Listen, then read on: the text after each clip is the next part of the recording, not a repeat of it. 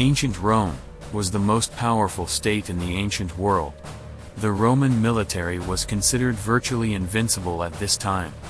The Roman legions destroyed every enemy army without great effort. These facts reflect our current opinion and knowledge about the Roman Empire.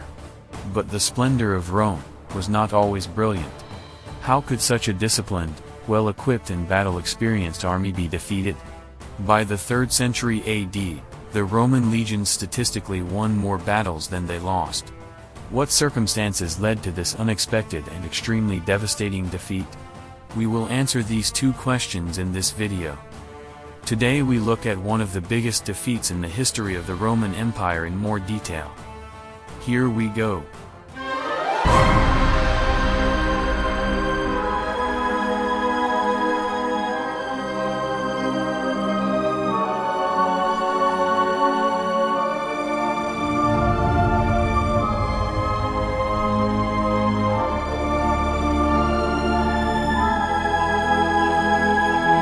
In 51 BC, Julius Caesar's conquest of Gallia was completed. Now the border ran between the Roman Empire and Germania, along the Rhine River. Under Emperor Augustus and later under Emperor Tiberius, the Romans crossed the Rhine border, and conquered parts of Germania east of the Rhine to the Elbe. The Roman Empire's first conflict with the Germanic tribes began. The Elbe became the Romans' most important river in Germania. After establishing some bases and settlements, became the section between the Rhine and Elbe called Germania Magna. In 5 AD, Emperor Augustus handed over the administration of this province to the Roman general Quintilius Varus. According to the Roman font maker Lucius Cassius Dio, Varus had little to no competence in military matters. So Varus subjugated the Germanic tribes, and demanded tribute from them. The Germanic people's patience was coming to an end, and so was the conflict. Came to a head. The general Varus was married to the grandnephew of Emperor Augustus. From 7 to 9 AD, Varus was legatus Augusti pro praetor in Germania, although it is disputed whether the area up to the Elbe already had provincial status. In this role, Varus also had supreme command over the 5 legions stationed on the Rhine. Varus himself considered himself a capable governor and a battle-experienced general. It is controversial among researchers whether Varus really lacked the skills mentioned, or it was intentionally and incorrectly portrayed that way. Before Quintilius Varus took command of Germania Magna, he administered the province of Syria. According to a Roman font maker, Varus came to the rich province of Syria as a poor man, and after his service he is a rich man from the poor Syria province. Varus already had a special talent. Syria was at the time of taking command, one of the most prosperous provinces in the entire Roman Empire. That is, to bankrupt this province a governor would have to make a real effort. His administration in Germania continued in this style. Varus placed a burden on the Germanic peoples, who lived their way too high taxes. In addition, Varus only made the Germans work carry out things that the Roman soldiers had no desire to do. Varus' decrees resulted in disfavor and displeasure among the Germanic peoples. Varus did not see or notice these consequences.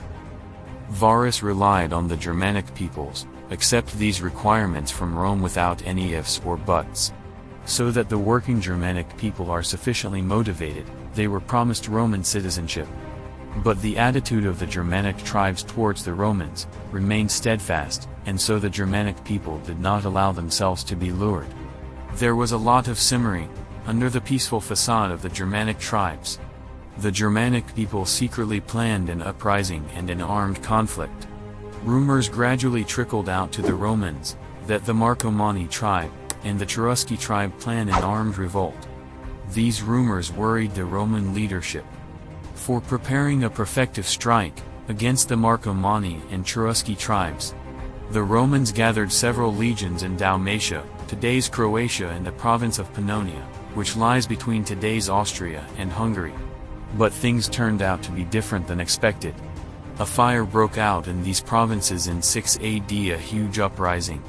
And not from the Germanic peoples. For 3 years, 15 legions, which made up half of the Roman Empire's military, were busy suppressing this uprising. The Romans tried to avert the uprising in the province of Germania Magna, but on the other hand provoked revolts in the provinces of Dalmatia and Pannonia. Rome's rule in Germania Magna was under great threat. In addition, Varus claimed that everything in his province is under control and the matter can be resolved peacefully. Additionally, Varus was deceived by his closest advisor, Arminius. Arminius had a steep career in the Roman legion. In addition, he was personally honored by Emperor Augustus. Arminius was originally a Germanic and the son of the chieftain of the Cherusci. At heart, Arminius remained a Germanic and an enemy of Rome. Arminius was able to finally unite all the tribes of Germania. He also secretly planned the revolt against the Romans. In the province of Germania Magna, there were 5 legions under the cominato of Varus. In the summer of AD 9, Varus arrived with 3 legions and 3 cavalry cohorts, which one of them Arminius commands, at the river Weser. Varus initially set up camp there. There were around 18,000 legionnaires in this Roman military camp. A news report about a small, regional uprising caused Varus to take a detour through an unknown area. This detour led through the Teutoburg Forest. In this difficult terrain, Arminius and his conspirators went ahead, supposedly to bring allies. With this in mind, a big trap was planned for the 18,000 legionnaires. Arminius was considered a loyal comrade of Varus, and lulled him into believing that he was a loyal servant of Rome. He seemed very convincing. Varus did not listen to the Germanian noble Segestes' warning. He said that Arminius was planning a betrayal. Varus' 3 legions crossed the Weser River and entered the Teutoburg Forest. Due to the constant autumnal rain and mud, the march was a lengthy affair.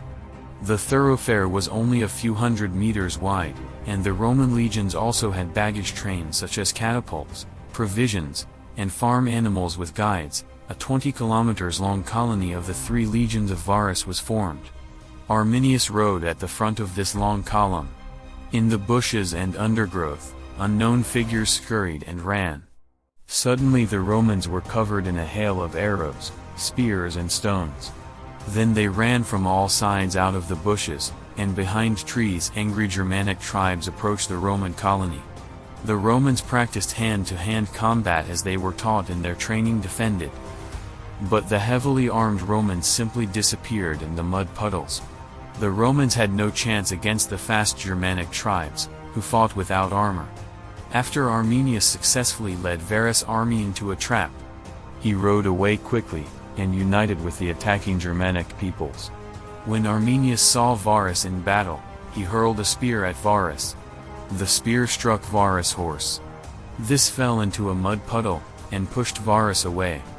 Varus, lying on the ground, was carried out of the combat zone by his officers. Only half of Varus's 3 legions remained. At the end of the first day of battle, the Romans succeeded to temporarily reach open, solid ground and set up camp on a wooded hill. The entourage was reduced in size by burning items that were not urgently needed. But it was urgently necessary to finally get out of this dangerous forest. So the Romans decided to continue the march again on confusing forest paths. The Germans attacked again with all their might. The Romans suffered their heaviest losses in this phase. The fighting lasted a total of 3 days. On the 3rd day the remaining Romans arrived at Teutoburg. This location is near today's city of Osnabrück. Since Arminius spent years in Rome's legions, he knew full well that the other Romans were marching there. Here too the Romans fell into a trap. The remaining Romans were all eliminated by the Germanic tribes. Of the 18,000 legionnaires, after the 3-day battle, no legionnaire remained alive in and around the Teutoburg Forest. To avoid shame, the Roman general Varus committed suicide. Arminius sends the head of Varus to the leader of the Marcomanni tribe. The purpose of this act was to convince the Marcomanni against the Romans become active in the fight, and start the uprising on a large scale. Before that, the Marcomanni were only involved in the planning. But the Marcomanni changed their minds, and sent the head of Varus to the capital Rome to Emperor Augustus. The Roman emperor mourned for several months the lost legions that it doesn't shave and didn't go to the hairdresser. Legend has it that Augustus banged his head on the wall and shouted, "Varus, give me back my legions." Emperor Augustus feared that the Germanic tribes after this victory in the Battle of Varus, now also Gaul, could attack and conquer. But the Germanic tribes did not cross the border of the Roman Empire. The great alliance of the Germanic tribes fell apart again and each tribe returned to its home territory. A few more attempts were made under the next emperor. Tiberius undertook to conquer the country to the right of the Rhine.